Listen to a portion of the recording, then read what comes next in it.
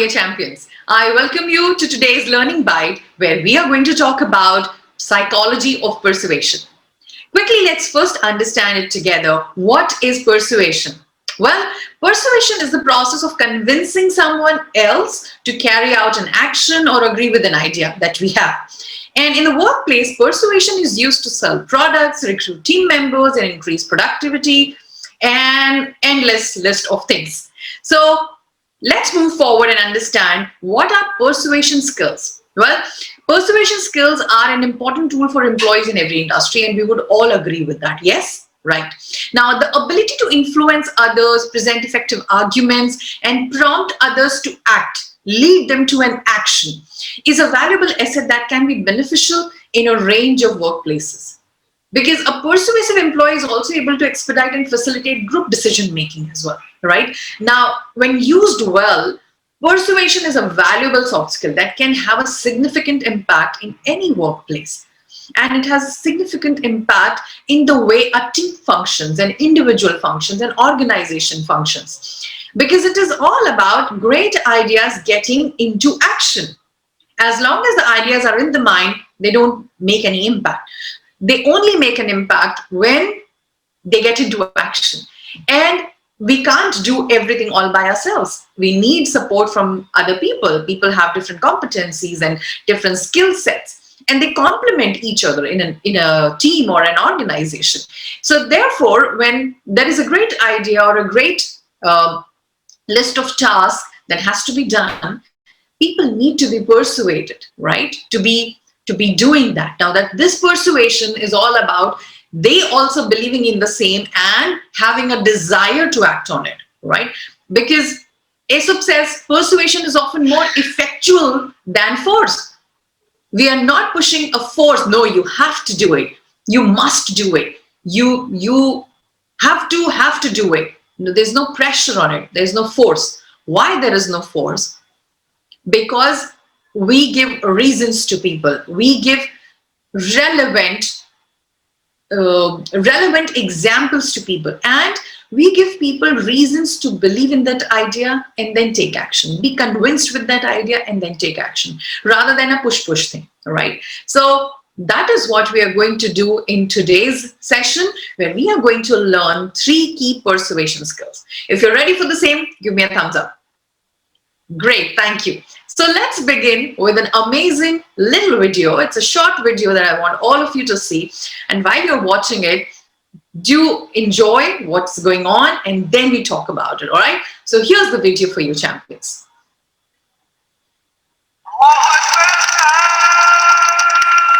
ये मैं, ये यूसुफ, लंगोटिया यार सी मेरा। लाहौर में हमारे घर के सामने एक बड़ा बाग था। उस बाग का गेट बाबा आदम के जमाने। रोज शाम को हमने वहां पतंगे उड़ानी और उसके बाद जाके यूसुफ के दुकान से झझरिया चुरा के खानी। झझरिया? मेरा साहब नमस्ते। नमस्ते, मेरी पोती मुंबई वाली। और बेटे क्या हाल चाल है?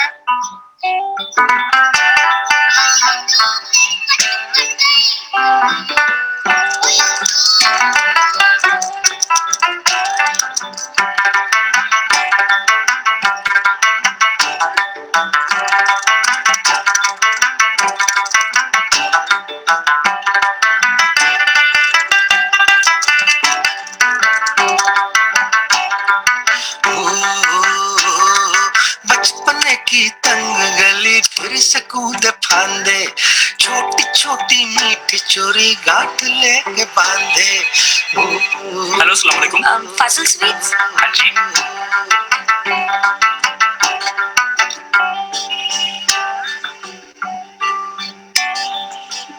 दादाजान, दिल्ली से किसी की कॉल है।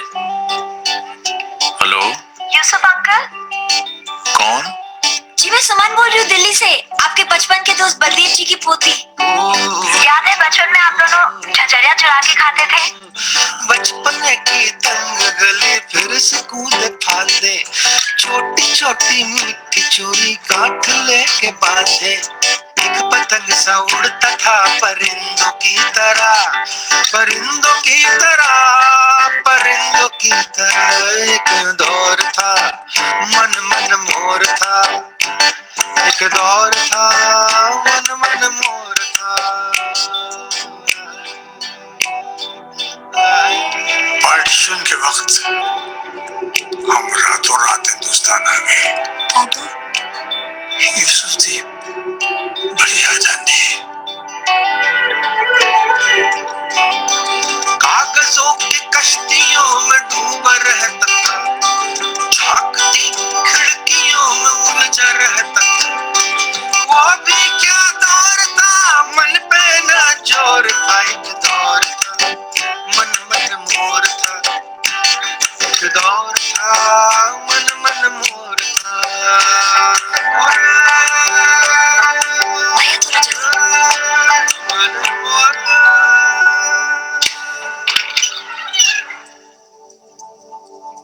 हाँ जी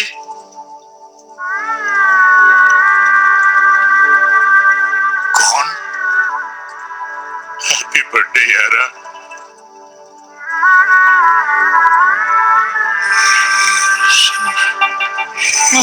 ओए बल्लू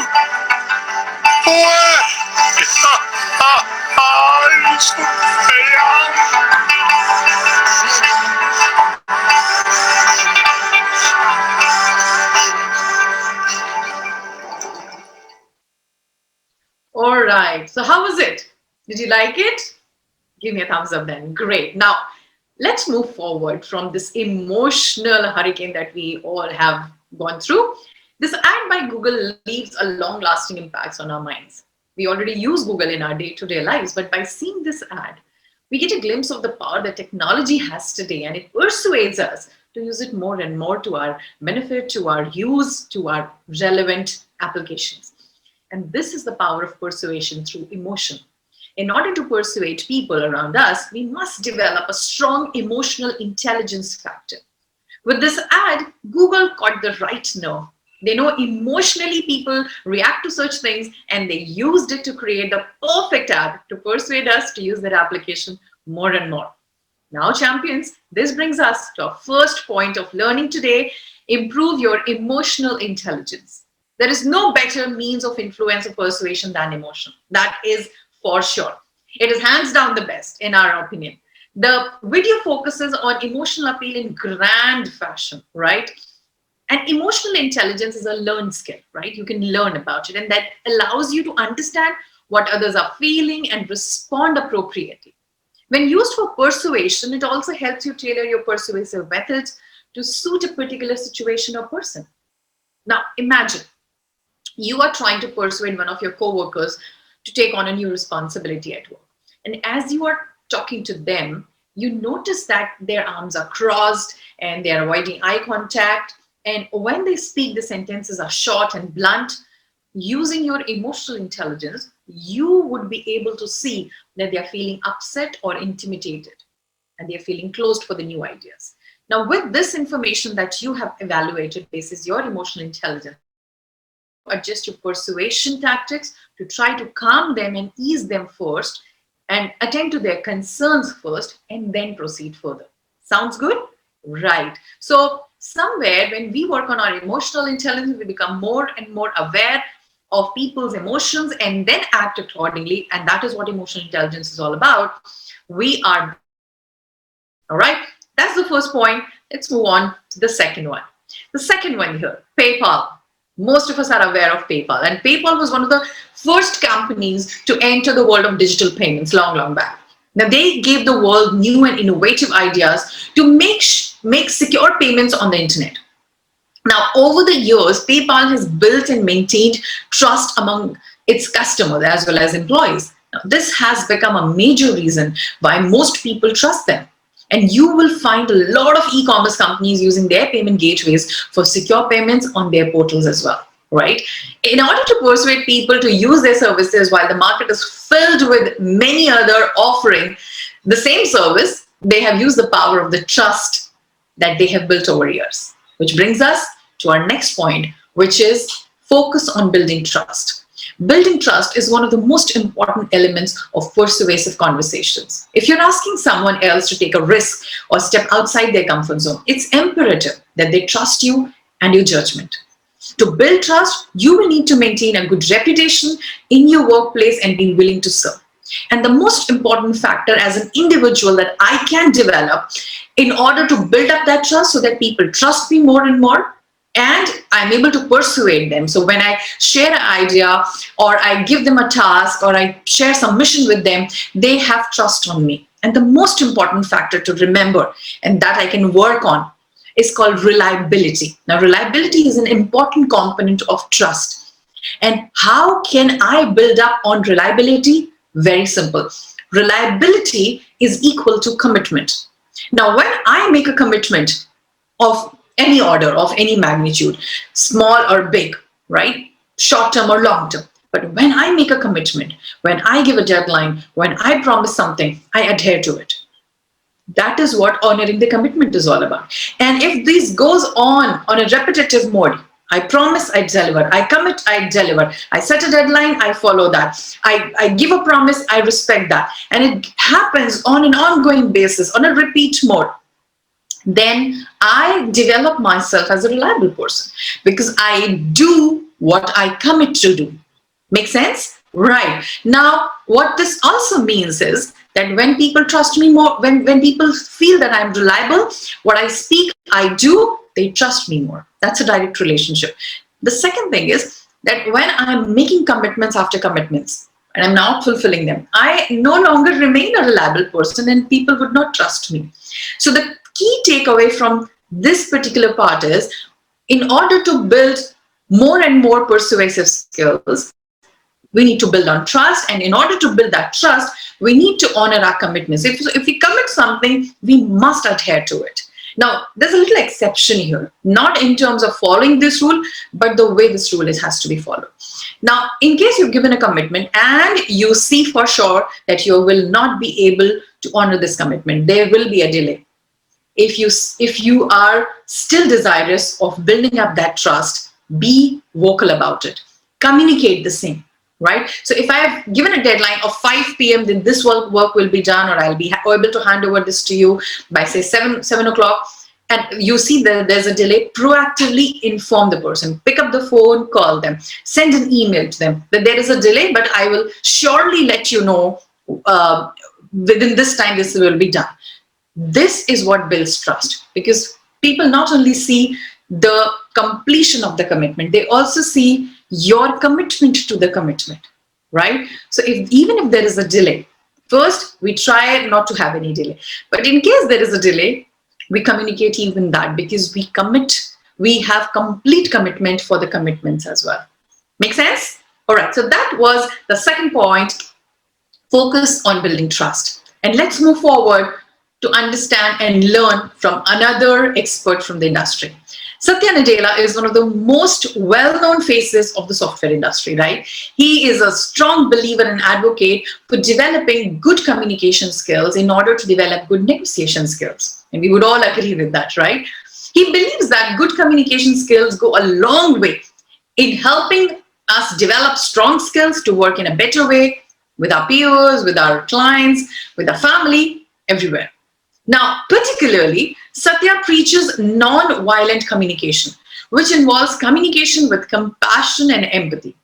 Developing such communication skills can help us be a master negotiator, a master persuader, right?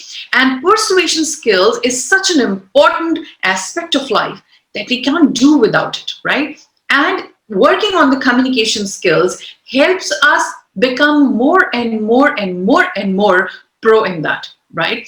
Because we keep learning the human behavior, we keep learning how people respond, or they have apprehensions about new ideas getting to them, new work getting to them, new roles and responsibilities getting to them. And with more and more use of effective non-violent communication, which involves compassion and empathy, we are able to persuade people even if they have apprehensions, because we attend to their apprehensions, we don't overlook them, right? So this particular aspect that we now know about Satya brings us to learn our third point, which is practice and develop your communication skills.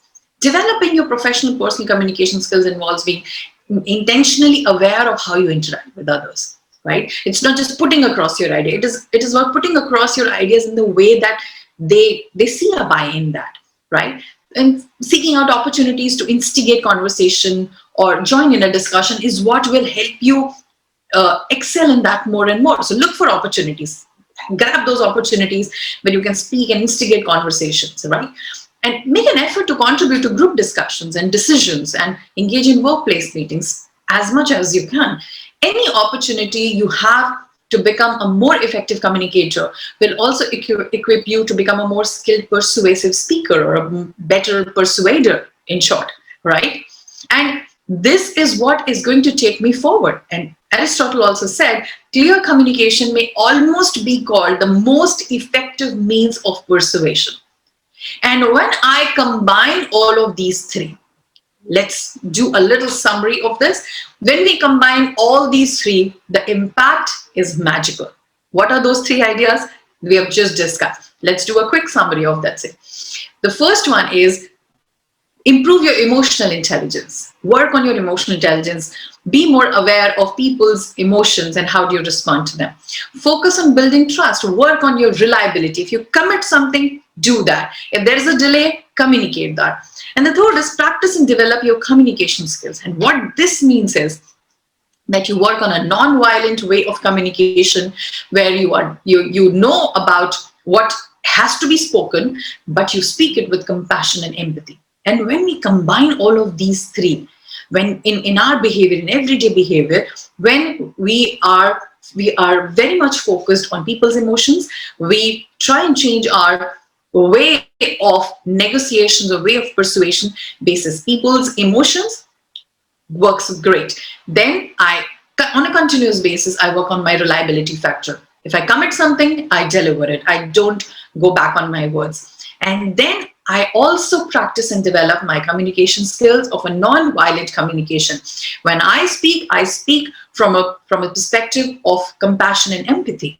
And when I combine all these three ideas, my interaction with people around me changes drastically. Are you with me? It will change drastically because the way you interact with people, the way you communicate with people, the way you respond to their apprehensions and their queries and their doubts, and the way they see their ongoing relationship, their ongoing association with you, which is much more reliability oriented than ever before. They see you as somebody who can be trusted, and they would really be desirous of listening to what you're saying, be more persuaded. So the probability of them getting persuaded now increases. And that is what we want, right? And therefore, champions, congratulations. You are all set to win with these three amazing ideas of persuasion. Use them and do let us know how did you like them and how do you plan to use them any further. Because your friends at Gurukul are waiting to hear about it. Now, do write to them about your plan of implementing these learnings and how do you plan to use these ideas, and drop in them an email with a photo or a video of 30 seconds in formal attire at gurukul.hdfcbank@gmail.com. And if your entries are chosen as the best ones, they will be featured on our wall. So wish you all the very best, champions. Go on, write to your friends at Gurukul. And if you wish to join us for more such learning joyrides, you're most welcome to connect with us over LinkedIn. My name is Yasha Vatsa from Star Consulting Global, and I'll be very happy to connect back with you over LinkedIn. And I wish you all the very best for creating amazing, amazing persuasion moments, amazing persuasion results with these ideas. And these ideas are simple to use, and you can easily implement them into your life and see magical results. Wish you all the very best, champions. Thank you. Namaste.